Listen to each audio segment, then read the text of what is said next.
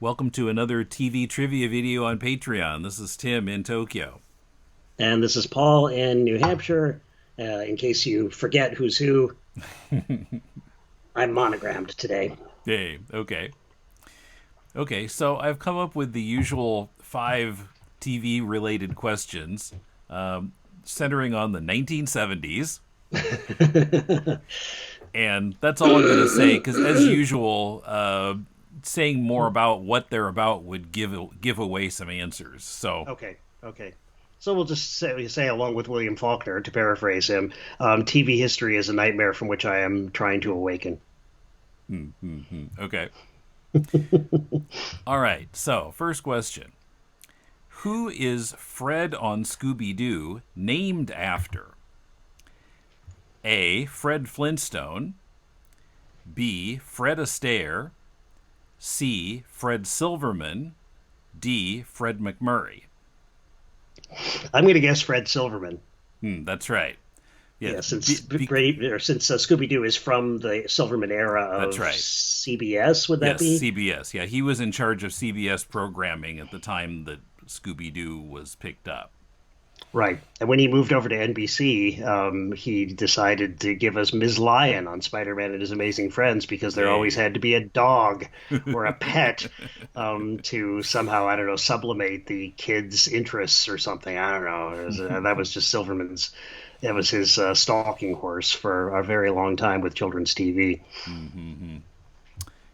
Okay, second question. What was the only science fiction TV show to hit number 1 in the ratings in the UK? A. The $6 Million Man. B. Doctor Who. C. Battlestar Galactica. D. The Bionic Woman. Wow. Um, Look, I'm going to guess this because I think that even though its effects were cheesy, they were always so much better than British science fiction television special effects that I think it might have ended up, causing a bit of a ruckus in the UK. So I'm going to guess Battlestar Galactica. No. It Okay. was The Bionic Woman. Huh, that's interesting. Any idea what the interest was? Well, what I saw on Lindsay Wagner? I Wikipedia, mean, we well, were all in love with Lindsay Wagner, of yeah, course. for sure. But it mentioned that Bionic Woman, when it was broadcast like all over the country at once for much of Oh, its run, where $6 Million Man was not synced up everywhere, and so that might have caused Bionic Woman to do better in the numbers for a particular week than hmm. $6 Million Man did. So it's kind of an artificial Yeah, it's a bit statistic to a certain artificial, degree. but yeah, technically, Bionic Woman holds that record. That's interesting. Okay, so looking at the Bionic Woman a little bit more, which I have not done in decades.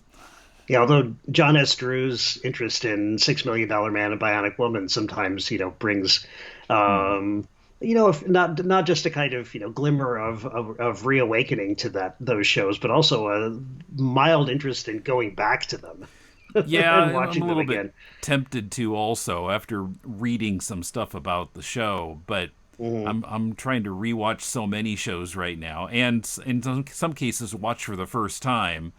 I'm overloaded with TV shows right now. Hmm. So, of course, Bionic Woman was Jamie Summers, and she was injured in a skydiving accident. And I guess the origin is then that so Steve had dated her, Hmm. and he was bionic at this time, and he happened to meet up with her again, and they went on a date where they were skydiving, and she had a terrible accident when they were skydiving, and he twisted Oscar Goldman's arm and got him to give her the same surgery so she could survive. Sure, that's going to Right, right. happen. Yeah. I'm imagining now Steve as a kind of Zap Brannigan from Futurama. Who's like, look, Oscar, if you fix her up, then maybe I can get her in bed. I just started watching Futurama. I've watched one episode. Oh man, it's so good. It's so good. Sometimes it eclipses The Simpsons for me. It's so good just because the premise is even a little bit tighter, Mm-hmm. and also there's endless possibilities for parodying sci-fi. I guess that's one of the reasons for Groening and company going after that premise was because they would never run out of material to parody. Anyway, so before the skydiving accident, what was her profession? A. Okay, Spy. B. Tennis player. C. Pilot. D. School teacher. tennis player, I think. That's Yeah. right, yes. I don't know why I know that. I have no memory. It's just like the answer just kind of appeared to me in a nimbus in the air. I really don't know why. Okay, but that's right. She was a professional tennis player. After she became bionic, for some reason, she worked as a school teacher on an Air Force base. That follows. Sure, why not? Sure, yeah. Junior high and high school, apparently. It's a convenient way of getting her onto an Air Force base so that she can, see, problems occurring that she needs to fix as the bionic woman. Yeah. Kind of like making Clark Kent a reporter. Mm-hmm. Mm-hmm. His profession gets him, gives him excuses to become Superman. Yeah. So, fourth question. In the third and final season of The Bionic Woman, Steve Austin, played by Lee Majors, of course, never appeared. Why? A. His character was married to someone else. B. The Bionic Woman changed networks. C. Steve was on a long secret mission overseas. Or D. Farah was jealous of Lindsay Wagner. Huh. Didn't Steve get stationed in Greenland? Oh, wait, that's Happy Days. Did Bionic Woman change networks? Yes, it did. I had completely forgotten, but the final season it was on NBC. Okay. Yeah, it was an ABC show, as was $6 Million Man to start. Right. So in So that's the reason? yeah, that's the reason. In '77, after it had been on for really a season and a half, Fred Silverman canceled it. The ratings were good, but he felt it wasn't reaching the desired demographics. He was really interested in demographics, and that was well. And I guess when he was at CBS, the network was also really interested in demographics, and that was why they killed all those country-oriented shows like the Beverly Hillbillies and brought on shows that would appeal to people that they thought would be more likely to pay attention to the ads, like Right. Mary Tyler Moore and All in the Family. Yeah, dazzling urbanites and up and coming, young professionals like white collar people. Yeah, like Bob Newhart. Young? Well, white collar certainly. Yeah, yeah. But yeah, in that third season when NBC picked it up, which would have been 77, 78, so just before Silverman moved to NBC, I looked it up. It was on Saturday, which is probably why we never watched it. Yeah, that was a killer for us. Yeah. Well, at least considering our folks already had a TV lineup for Saturday nights. Yeah, although it was by that time the CBS lineup had kind of fallen apart. Well, that's true. Mary Tyler Moore had been canceled by then, or not canceled, but just gone off the air, right? Let's 77, see, 78? Yeah, and Mary Tyler Moore was gone. I think All in the Family was on a different night. Well, I looked at it. The Jeffersons was on Saturday still.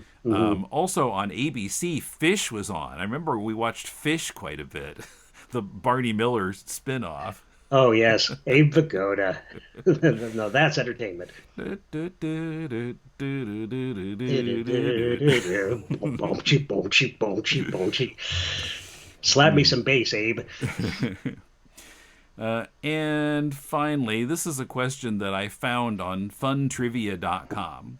Or Well, it must be fun then. I found it there and then I altered it a bit. You adapted it for Yeah. our purposes. And I checked some actual statistics. Okay. Here's some TV ratings. Number 1, Laverne and Shirley. Number 2, Happy Days. Number 3, Three's Company. Number 4, a three-way tie between Charlie's Angels, All in the Family, and 60 Minutes. In what season were these the top ratings?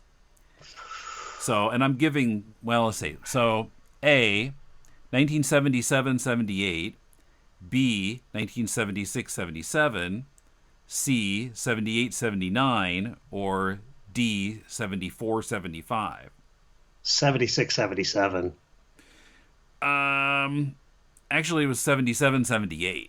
Oh, okay. Okay. Well, I knew it couldn't Close. be as early as 74, No. 75. I don't think, Laverne and Shirley had even hit the airwaves yet. Right. Nor had Charlie's Angels. Nor had Three's Company. Right, right. Yeah, so what was Three's Company's first year? Like 77? Something like that. That sounds about right. Feel like it was a mid-season show. Yeah, it might have been. It might have been like in the mid 76, 77. Let's look it up so that we don't look. That's what I'm doing. March 15th, 77 was the first episode. Okay, I was right. It was mid-season. Okay. Oh man, you're such a trivia brain when it comes to television, especially 70s television. Yeah. Yeah, 90s I have no idea, but but around that time particularly, late elementary school, going into junior high, yeah. Right. So that's interesting. Yeah, I knew Laverne and Shirley because of a book by Janet Steiger on TV blockbusters, which were all sitcoms in her book, literally in her book, but figuratively too. That's where I found out that Laverne and Shirley was almost always a bigger hit than Happy Days, in terms of just its ratings position. Mm-hmm. Yeah, that's really interesting. It's kind of surprising that they didn't flip the schedule, because usually they want to put the stronger show first to lead into the weaker show.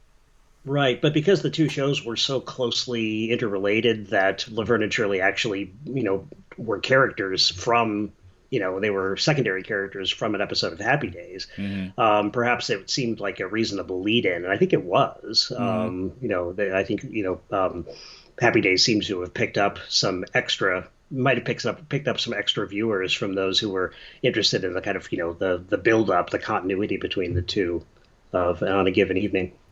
Yeah, I'm looking at Wikipedia. I guess Happy Days was number 1 in 76, 77, and then 77, 78 it flipped. Mm-hmm. Mm-hmm. So interesting. I wonder what those people were watching. Well, Happy Days was on. There must have been some people who were watching something else and then flipping it over to ABC 30 minutes in. Yeah, what would have been on Tuesday nights back at that time? It's a rhetorical question for the moment. We don't have to go into the Wayback Machine on this right now. Okay, well, I've got it up here. Okay. So, Tuesday, yeah, we remember this lineup. Happy Days, Laverne and Shirley, Three's Company, and then Soap, which we generally didn't watch. Mm-hmm. Carter Country starting in September 77. Woohoo. Yeah, that what night was that? Oh, yeah, I see it there in the summer. Mm-hmm. Yeah, wow, CBS was changing frequently. I don't remember this show, The Fitzpatricks, from... No, I don't remember that at all. 8 to 9 Eastern. And then MASH and One Day at a Time. We watched those. Mm-hmm. And Lou Grant. We didn't usually watch. I see Shields and Yarnell was on for a while in the winter and spring. Right. Mom watched Lou Grant a fair amount. I remember seeing some episodes. Oh. Yeah. Yeah, and NBC was trying lots of different stuff, too, it looks like. Oh, Man from Atlantis. Didn't that star Patrick Duffy? It did. As the Submariner. Just before Dallas. Right. Before Dallas started. Yeah, I have this this completely empirically unfounded sense that um, networks that ran something other than hour-long dramas in the 7 to 8 slot or the 8 to 9 slot, if we're talking about the first hour of Eastern Time TV, primetime TV, tended to do better. Like, starting off with half-hour comedies and then moving into like an 8 o'clock or a 9 o'clock hour-long drama of some kind, or adventure show, seemed like a more reliable kind of structural way of bringing viewers in and keeping them in. But that's like I said, completely unfounded by any empirical evidence. Might be a theory worth testing for a future trivia question, though. And of course, there's Monday Night Football, the juggernaut of Monday night that wouldn't, nothing, butter couldn't melt in its mouth, so to speak. Okay, so that's the trivia for this time. So thanks for watching. Bye. See you next time.